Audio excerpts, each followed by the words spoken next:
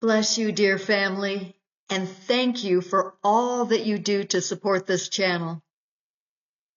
Mother Claire began. Father Ezekiel had a dream about the tribulation, in which we were present in our glorified bodies, working with Iranian refugees in our country. We were in a desert area where there was a huge garbage dump. It may have been outside of Albuquerque, but way out in the desert where women and children were hiding in the extensive dumps. Apparently, there were rogue Iranian mercenaries that were searching for anyone they could kill. Somehow, Ezekiel and I were in our glorified bodies trying to comfort and teach the women and children, but quite a distance away, these ragtag mercenaries were shooting grenades right into our camp and safety zone. Everyone was terrified. Ezekiel would wait for one to hit the ground, then catch it and throw it far away where it exploded. We were trying to keep everyone quiet because enemy soldiers were scouting out this huge dump. The goal was to survive these attacks without being discovered and to stay safe in the quiet zone where there were all kinds of trash. Everyone was terrified of being discovered, tortured, and killed. It seemed at the end of the dream we were able to escape into a remote area and survived along with many Iranian men, women, and children. What was unusual about this dream was that we had our glorified bodies, so we were able to help with supernatural wisdom and strength. My condition now, in my 80th year, is far from what it was in his dream. I was young, strong, and full of vitality as we freed these people from certain death. How can this be? Well, on our Sunday meeting, I got a Rhema card that said, "I am coming for both of you and taking you away very soon." It made me feel so good that I wouldn't be left out of the rapture.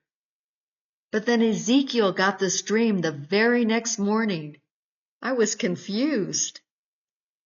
Nonetheless, I was throwing myself into Jesus' arms and completely abandoning any ideas I had for escape and safety, leaving it with him. There was a hiding place that was prepared for our safety, complete with food, water, and medicines, and we were on our way there, but I was really stumped about our new bodies. Now, as I consider it, I believe the Lord may very well have more than one or two of us working to save the oppressed. Lord, please be merciful to me and share what this dream is about. Jesus began, "First of all, you and those I entrusted to you were refugees, some men and many women and children, in great need of a hiding place with food and water. This place had been prepared for you, and it was a stopover place on our escape to safety. And yes, you were in your glorified bodies after having been raptured. You see, I asked for volunteers to go back and save these women and children who were precious and dear to me. You applied, Claire. You raised your hand and wanted to return to help, and so you were to take your incorruptible body back and help the helpless, hungry, and lost. You were equipped for double duty, not only to escape the murderers, but to teach these little ones about me, so they would be saved. It was your loving heart that was motivated to return, not as a punishment, as you supposed. More than anything, this was the heart I was looking for in my bride. I was so proud of you, So we work together to avoid detection and provide for their needs. You have no idea the joy you brought me with that decision. It helped you become everything I ever dreamt you would be. A tear streaked down his left cheek. This is the opportunity you have been waiting for your whole life long, and it finally came. You were not afraid, but brave and totally caught up in the taking care of others. And I will tell you another story. You are among the thousands of elect that my angels will bring to Jerusalem to witness my return. My love, this plan is far greater than you realize. You know all the dreams you hold dearly, the church, about books, music, communities of little churches, the resurrection of my true church.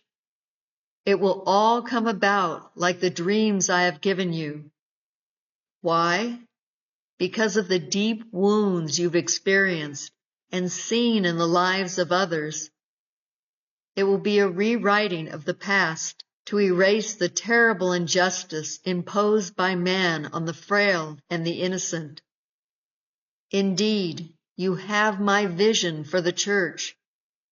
I have been investing and preparing you for decades in ways you would never imagine. This has been a preparation for you so that you can understand and respond deeply to each soul's needs. I will have my church to be holy, no more of the world.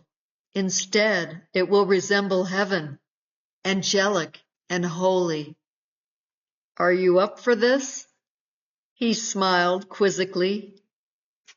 Count me in, Lord. This is a long-time dream. You know how I am outraged at injustice. And to answer, yes, there has been much preparation to ready your soul, and it is ongoing, my sweet dove. All that you have experienced, the heartache, confusion, rejection, misunderstanding, persecution, all these wounds will be erased from your soul until what remains is crystal clear insight and wisdom that you can impart to hurting souls who are searching for a deeper relationship with me. Truly, you are paving the way for my lost people to return to me in complete assurance that I am the Messiah they have waited for, and that I am meek and humble of heart, and will heal all their wounds and those of their ancestors, and that I have prepared a glorious place in heaven for them. The world has never seen the kind of glory that will descend and enliven my people. No more sorrow, no more tears, rather the healing of ancient generations along with the complete story, beginning and end, with a glorious future. Amen. Let it be so.